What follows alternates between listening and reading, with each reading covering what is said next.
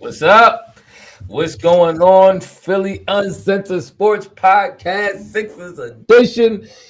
We coming off a very solid what's that, 118, 119? I can't really say. 118 to 104 victory over the Los Angeles Lakers, the fifth ranked Los Angeles. They actually number fifth in the West. They're having a solid year. They actually probably a little better than I thought, to be honest with you. Anthony Davis went out. Obviously, that did help. They played a back-to-back. Anthony Davis had 42 last night. He's actually been having a very good year. But considering that we also had about 30 people out as well, you know what I mean? It kind of evens the playing field a little bit. And we had our superstar, our leader, listen, I tried to tell y'all, I think I remember being on this show a couple weeks ago. And I was saying how Maxey was going to be him. You had to give him time to just get into this leadership role of being the guy. And I had a little pushback. I had people so hating on him. I even had some people tell me Lil Z, the Zesty Hooper, was better than Maxey. I even had some of that.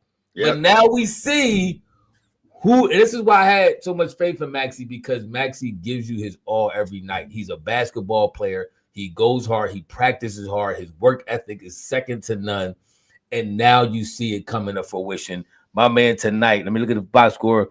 Maxey, 43 points, 3 rebounds, 2 assists, 57% from the field, 15 for 26, 36% from 3. He was 4 for 11, 9 for 9 from the free throw line, and only one turnover. This is the games that leaders put together when you need a victory. We coming off 2 straight victories. A third will be nice to at least get us in this play-in contention. Maxey does the thing, leads the charge. What's your thoughts?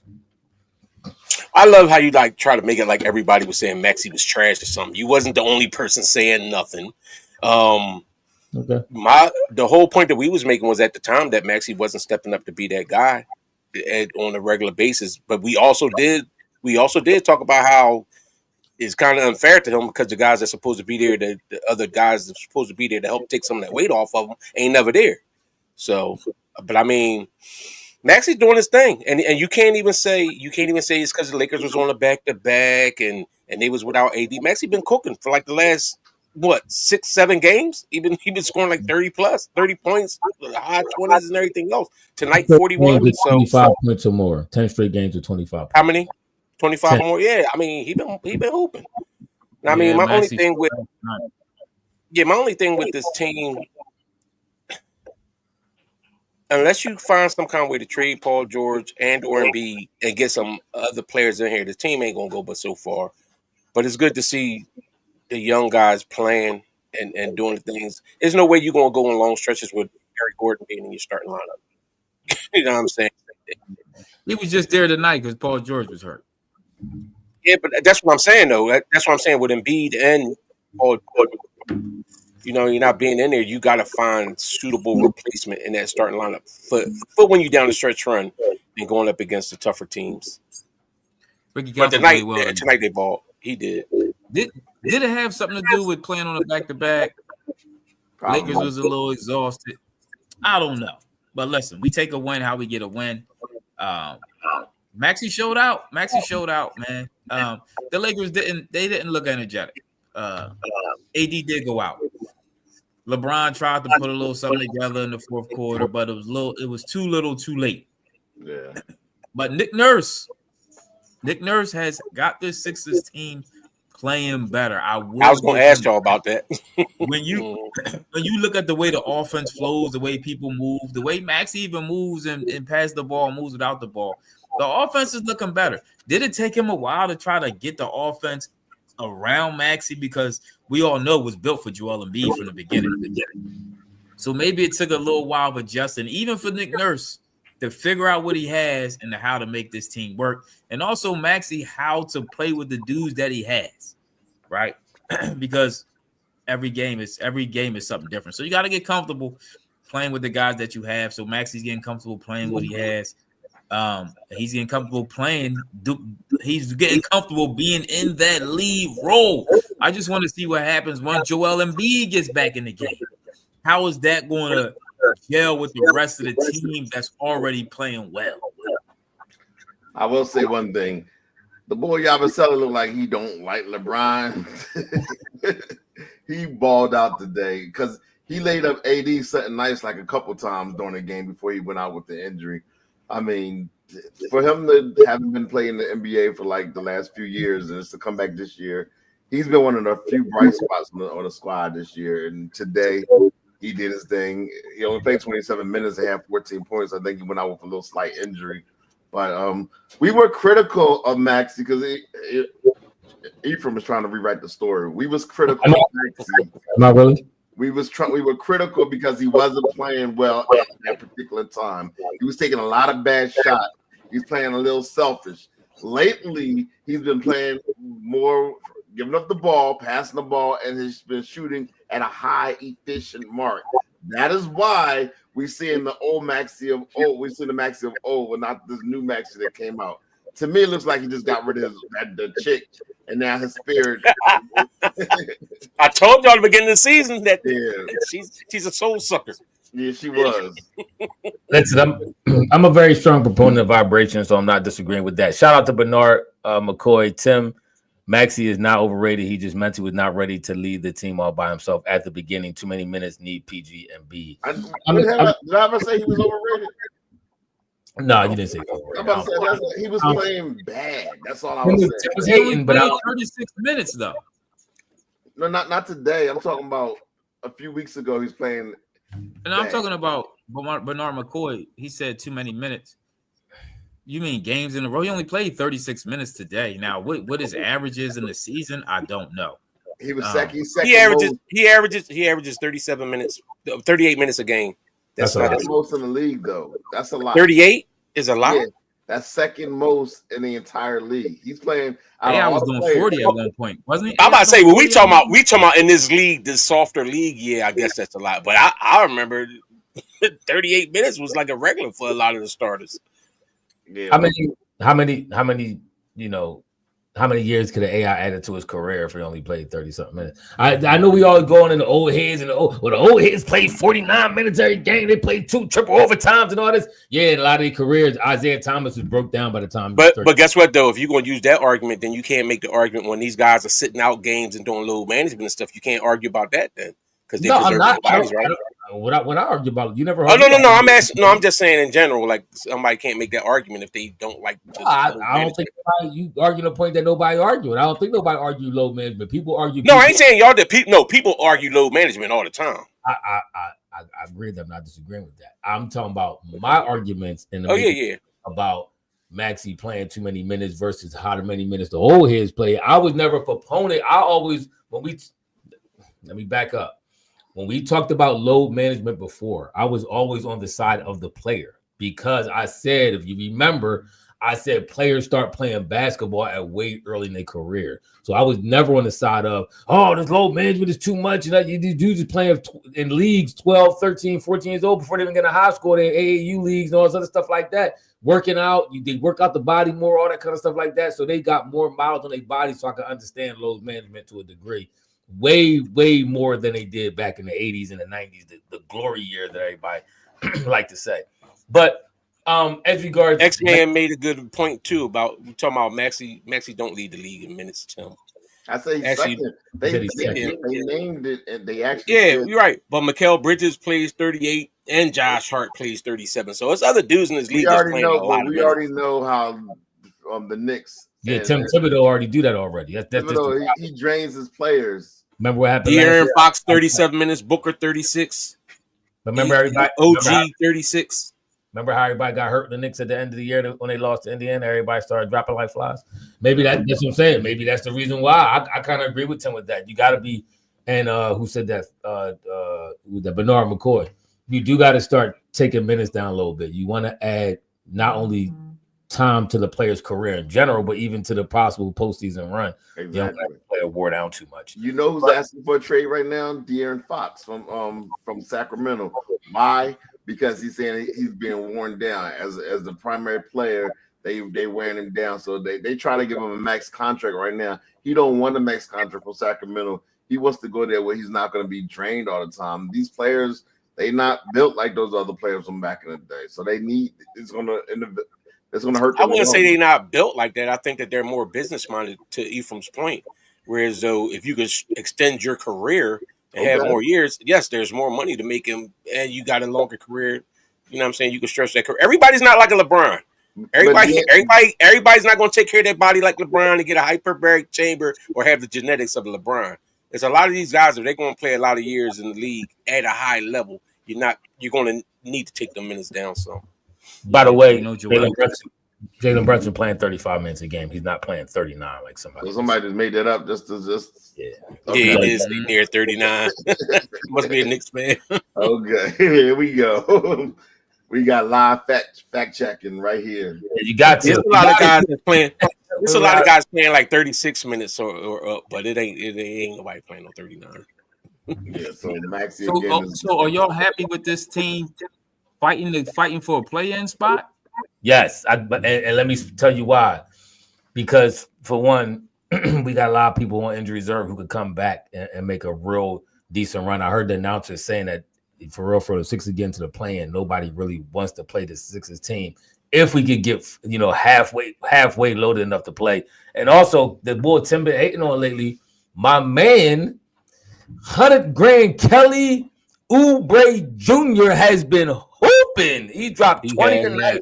22 the night before, 22 the night before that.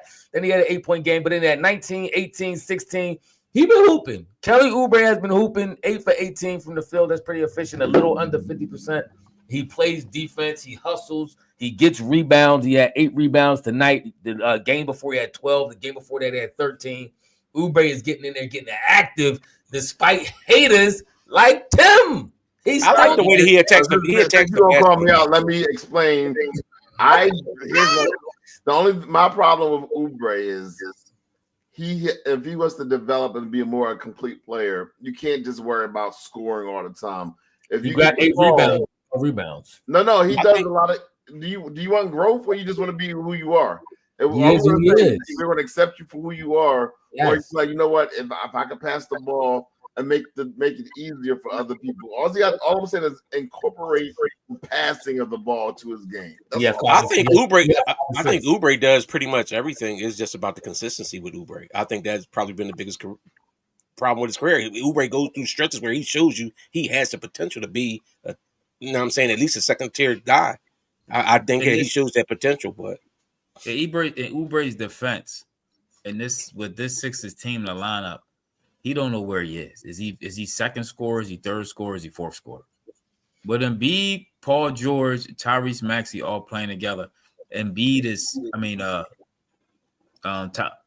is 4th or 5th scorer on his team. So, now knowing that they not playing, he has to step up. He been doing well. He been doing well in that Robin-ish role. You got to get scoring from somewhere, and he been contributing good on the Sixers team, man. Yeah. So.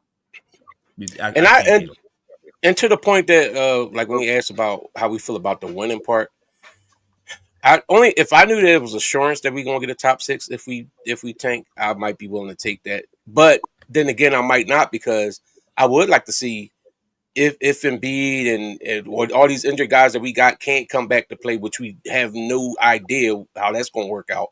But if they can't, I would like to see Maxey going in there as the guy in the playoffs and see what happens. See if he takes it. He might take his game to another level, or if nothing else, he'll get that experience of carrying the team full throttle. You know what I'm saying? I live with that. I'll be all right with that. I would like to get a top 6 pick, but I'm not assured that we're gonna get that. Hey, Schoolboy Beats, he said Oubre led the team in assist and rebound today. Thank you. Shout out for the super chat. Yeah, I'm cool. I'm cool with the Sixers winning. I think I do think winning energy entered the arena this evening. You got it's a lot. Like I said, when Tim talked about Maxey Girl, I said I'm very big on vibrations. Had AJ Brown, Smitty, Cooper DeJean. You had the whole team in the building. I'm telling y'all, Maxey saw them dudes coming. What? Listen, I seen the love. I like the feeling of the love they've been getting, and the energy is here. I'm going to show up and show out, and that's what he did. Maxey showed up and showed out, and he had help. The rest of the team, the rest of the super team came with him. Not super team, but the rest of the his backups or what you call them, his wingmen. They all showed up. Yaba, Oubre. Who else stepped up? Oh, Ricky Council. Ricky Council actually was on fire for a minute. And I've been down. I give Ricky Council props this game because I've been down on Ricky. He been breaking a lot of open shots and been kind of irritate me. But today he had 16 points. He was hitting his three. I was impressed how he played. He cut to the basket very effectively, very aggressively. Finished with some nasty dunks, couple fast break jumps. 7 boards, 7 rebounds. I like that. I like that a lot. So this team is playing well, man. This young squad and the boy Edwards, you're getting the young dudes in there. They coming with energy. One thing that teams like the Lakers have problems with, a lot of teams, when you get them young dudes in there with energy, they want to run the floor, they hype. The problem with young boys is, and Edith said this before, they got to learn how to play smart. They play dumb sometimes. And that's where down the crucial minutes, the dumbness sometimes gets you in trouble. But the energy will keep you in the game. Ethan, what you think about the boy Dalton Connect? That's your boy that you want us to draft over Lil Z. He actually been getting a lot of minutes lately. His minutes been up and down. But he can shoot. He can shoot. 24 points. He gave him 24 tonight. Yeah, tonight. But if you look at him, his minutes been up and down. He been in and out. I don't know if minus 14 though. I don't know if the coach is in love with him or not. I don't know what's going on. I mean, they can't, but you can't even argue about his minutes being down. The Lakers been winning. The Lakers been playing very well. They got some quality wins on their resume. I'm not arguing about his minutes. I'm just I know what you're saying. Yeah. So did y'all see? Somebody brought up in the chat. Joel Embiid at practice was out there doing pretty much cartwheels and flips like he was Simone Biles in the practice facility, but he's supposed to have a bad ankle or a bad knee or a bad back. Well, I mean, he wasn't on his legs; he was standing on his hands. I mean, there's nothing wrong with Joel Embiid. That's why he was walking on his hands to keep it. This is why we don't like. This is why Joel Embiid irks the Sixers fans. This is why. This is why. Bro, they put up a stat today. They said he missed 47% of his NBA games. That's crazy. He missed 400 games. He's on the path to miss more games than he actually played. He has 447 games he played and 400 he missed. 47% of his NBA, and he's. I'm gonna tell you, him doing that dumb stuff at practice, he better be playing tomorrow on the second half of the back. He's not. I know he ain't. I know he ain't. That's. The optics is hard, and the fact that they came out and said that the Sixers all front office is disappointed and upset with him too. Like he on some other type stuff right now. I'm not saying somebody should send ice to his house. I'm not. We know he got citizenship. He finagled his citizenship out of multiple countries, but we don't know about his wife. That's all I'm saying. But no. Yeah, I forgot Colombia. No, that was just a joke. but yeah, I mean,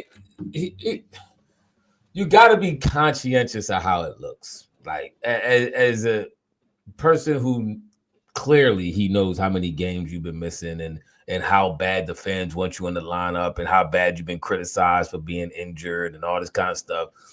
And you doing handstands in practice, like, come on, it just don't even. What does that tell you about him, though? What does that tell you? I mean, he don't care.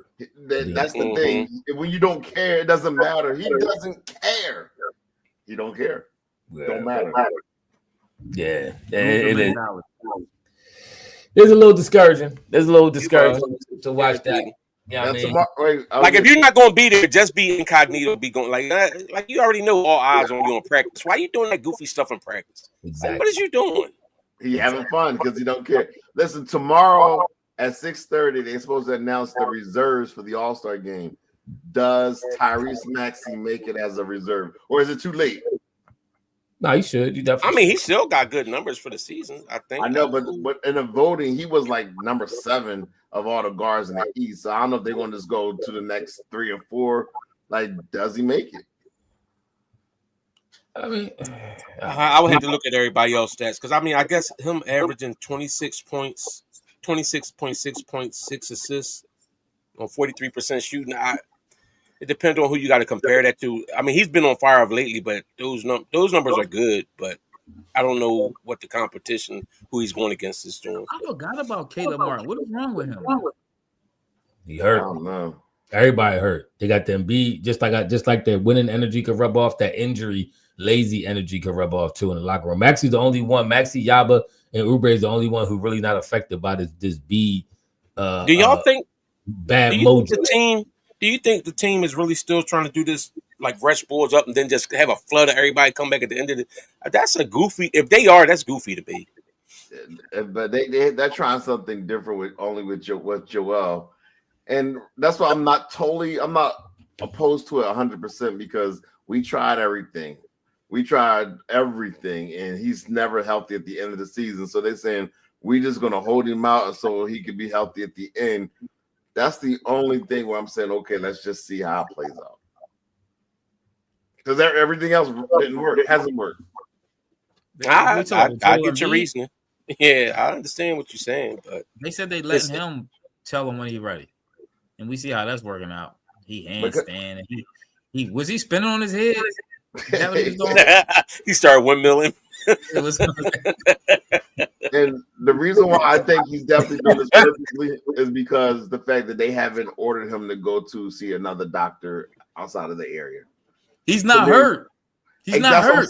That's why my belief is that's why it's my belief that they're holding him back. Because they're not saying we're going to shoot you. He's holding him back. The Sixers ain't holding Joel Embiid back. Yeah, they said the Sixers. Yeah, it was a report that the Sixers kind of unhappy with. You know what I'm saying, with his situation. They're letting him tell them when his body ready. In that handstand, he still ain't ready to go. So I don't know what's going on. But the thing is, he practices with the team the day before. But this match, it's time really to be honest with you. I know Joel Embiid how dominant he is and when he plays, but it is time to start running things through Tyrese Maxey. It's time for the Sixers to sit down and have a conversation with Joel Embiid, the coach have a conversation with him, with the whole team, and this is how the offense is going to run. This is how it's going to run. He's cool with that. He does not care.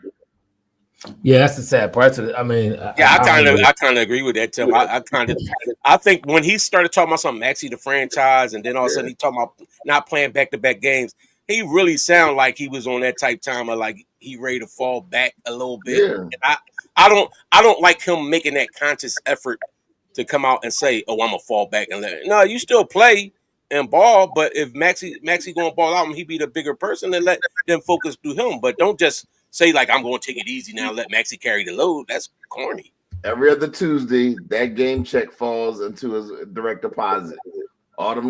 He gets paid, so he's sweet. He's good for the next 5 years. Nope, he all right. Yeah, there's no excusing him. Yeah, I mean, hey, look, I'm at this point. I'm looking at Maxey. I'm looking at Oubre. I'm looking at Oubre. I'm halfway looking at Paul George to do something to be there to play. He's been 50-50, but at least he has been 50-50 at least. Be playing only like 15-20% of the game so far this season. So, I mean, it is what it is. But I mean, look, we got three straight victories. 2 of them pretty impressive victories. Cleveland definitely impressive. Yeah, it was a solid one because we fighting for them for that 10th spot. And then LA comes in here, not number 5 seed in the West, and you knock them off pretty convincingly. I mean, we was up 20 points for the better part of the, halfway through the third, majority of fourth quarter. We was up 20 points. They ain't make it, start hitting some shots into the end. But we look good. We led by our leader, Maxey. If Maxey continues to play this type of ball, we're going to be all right. Championship run, obviously not. Nobody thinking that, but just a nice little playoff run, I think that'd be pretty decent. And who knows if we get the studs back, Joel Embiid, his knee swelling go down and his foolishness stops. Who knows? He can come back in here and bring some energy back. The only thing I'm concerned about with Joel bringing him back is that we move the ball. I think the offense is a lot more. The offense is a lot more fluid. It's more fluid. Yes, it's fluid without Joel Embiid on the floor. I will have to say it's a lot more cutting to the right. I've been saying that for the last 3 years.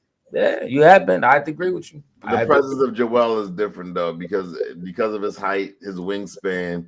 Oh, Joe just gonna stand outside waiting to shoot threes now. He's skinny now. He gonna stand outside. He ain't trying to go in that paint. He gonna stand outside. He gonna try to be Brooke Lopez. Defensively, he makes us a better team. I mean, the old Joel. I don't know about this new Joel. How good does he look defensively when he's played this year so far? He hasn't played this year. When he's played though, you could tell the difference. The other team in the games when he played and he came out, the other team was always attacking the rim on us. He was undersized in there. I couldn't tell they wasn't going that hard with Bono in there tonight, and Yaba been really playing aggressive. Now, granted, he undersized, but we get what's the boy name? Drummond back. And we got Bona back. He might be able to take a chill pill if he ain't back because he ain't moving. If you really want to make a serious run, you need Joel in there. You just need his presence because he can still gonna give you 20, 25 points. Yeah, Joel not gonna move that ball up. That's the problem with Joel. He's not going to move without the ball. Is he going to stifle the offense? I'm concerned. He's gonna play 30 minutes a game, and you still got another 20. 18 minutes of the game that you could do something with. Yaba was one of the best signings on the offseason. I don't know about Joel. I wanted to say this in Nick Nurse defense. I know Tim be doing a lot of hating on Nick Nurse. They said he's had the most different starting lineups out of any coach in the NBA this year. 27 different starting lineups in a season where we only played 30-something games. How many games we in now? Are we even at the 40 game mark yet? And that's how many different lineup changes you done had to come out with because of injuries between Joel and Martin and Paul George and Drummond and all these cats. So it still goes back to the fact that you got the general manager bring Morey. We could do that. That's a whole different conversation. I'm just talking about Nick Nurse and the challenges as a head coach that is to go and game in, game out, and your starting lineup and your rotation changes a lot. And also to the players. That's why I was giving Maxey a little bit of leeway when y'all was kind of hating on him, saying he wasn't ready and this, that, and the third. I said he is out there with a carousel of lineup changes night in, night out, different players you playing with. You can't get comfortable with them and all that kind of stuff. So that kind of takes a toll on him as a productive player with assists and scoring and all that kind of stuff. But the lineup's been a little bit steady lately, and I do think that's kind of been attributed to our winning. As far as the Lakers, though, do you think they got a shot to come up the West? When y'all, based off, don't just look at the back-to-back games. AD is there, and they get that white bull connect some more time. I think they do. He can shoot. That boy, he a bucket. They're fifth. They're fifth in the They're fifth. They still doing decent. That boy Austin Reeves. Huh? Austin Reeves was kind of quiet today. Did he do anything? Well, hey, Ephraim, they say, I don't know, you the efficiency and stats guy. They say the Sixers with Joel Embiid, opponents' points per game is 109.08. Without Joel Embiid, it's 113.77. We talking about this Joel. This year? I'm talking about I'm talking about this year. That's this season. What? Is that 4 games? Huh? Did we win more than we lost? Hold on. That might not be a good sample size. Did we win more than we lost? I'm just saying we talking about when he'll being in the game. I'm arguing your point, Tim. You said Embiid in the game. Better make it better defensive. That's what I'm saying is he does according to the stats. Truth be told, I don't know what is the opponents. Let me see. It say opponents points. And then it says I don't know what the heck that means. GP. No, games played 13 for me. Is that big enough sample size? What's our record with those games? 13 with B and 31 without them. Yikes. So we played 40? So that's a total of 44 games we played so far? Somebody said we 7-6 with B this year. That's 13 games. 7-6. Starting back. What's our record? Would that make our record without him? Whatever the math is. Take 13 away from 40. Carried it too. I've been out of school for a long time now. I don't. Carry that too. I would have started school. But, either way, listen, I'm not saying with a healthy Joel Embiid, I'm not saying we wouldn't be better. I'm just not.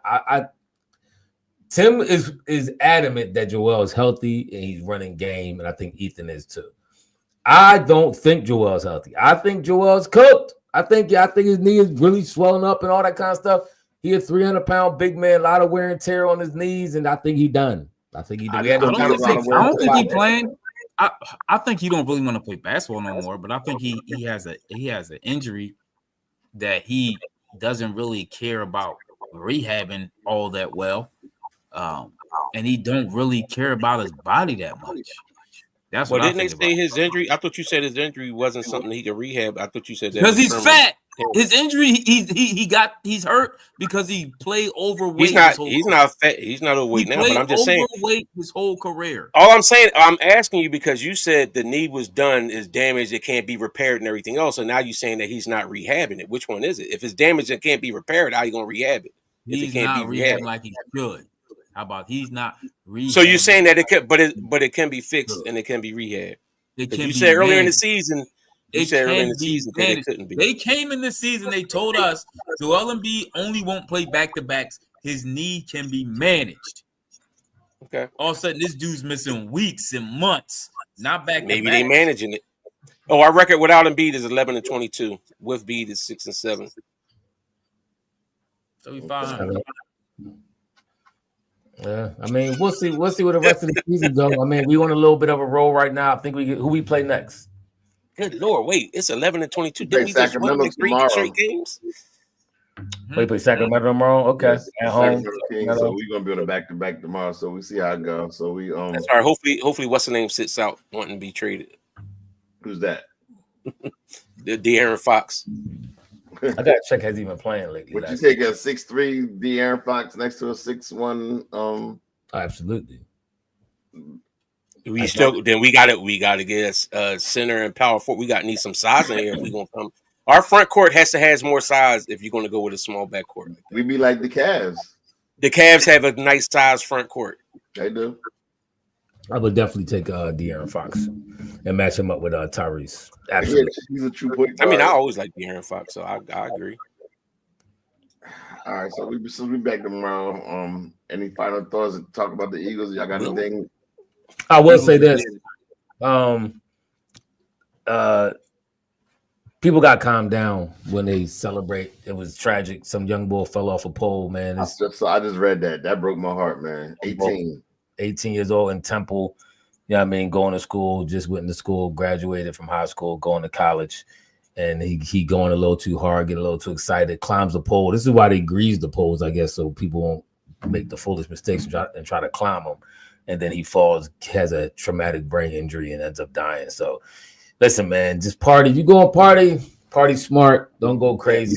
Enjoy the moment, enjoy the victory, and live to party another day. That's what now we definitely got to bring it home for the young boy. Yeah. Another guy lost their life. She got ran over by a car. All right. Yeah, that was the one when the lady drove on the Broad Street. Yeah. Was the lady on purpose?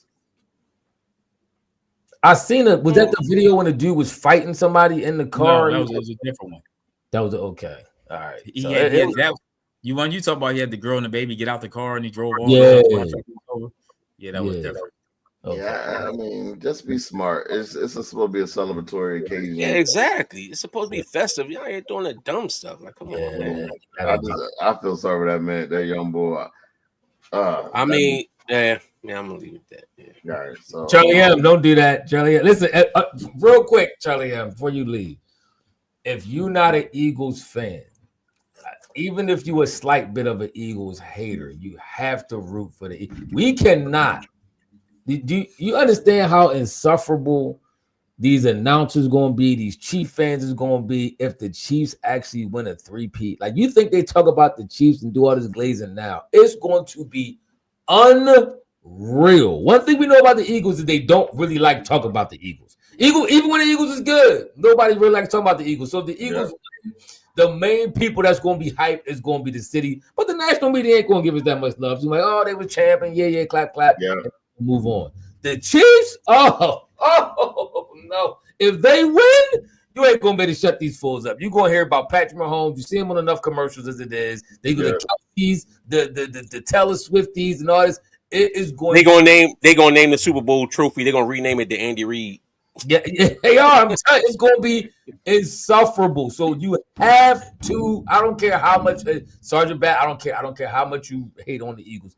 You have to want them to win this Super Bowl, bro. Who's this team anyway? He lives here. I don't know. Yeah, that's always confusing to me. I think it's a conflict of interest to you to live in the city of Philadelphia, love the vibes, love the air, love the swag, and then hate on one of the franchises that actually embodies the Philly swag. I don't get that. I don't understand. You live here and he a Cowboy fan. That explains. See that now you got okay. All right. So see, that's one thing. If you live here and then they wonder why, and it'd be the ones that live here be like, Eagle fans are horrible. That's because you're a traitor. Yes. That's like going to Barch and rooting for West. What kind of dumb stuff is that? Hey, Phil, that's what you was talking about. Vince Goodwill. He got a report saying that Joel Embiid is pushing the Sixers to try to get Jimmy Butler, and they quietly talk about trading Paul George for him. I saw that. That's the report he got out. And Brian Windhorst said that Joel Embiid get on the court first before you start demanding anything. Demand yourself on the court. Yeah, I agree with that. Facts. So Brian Windhorst, he came out there and said that there's 2 point guards that's possibly being bought out before the trade deadline.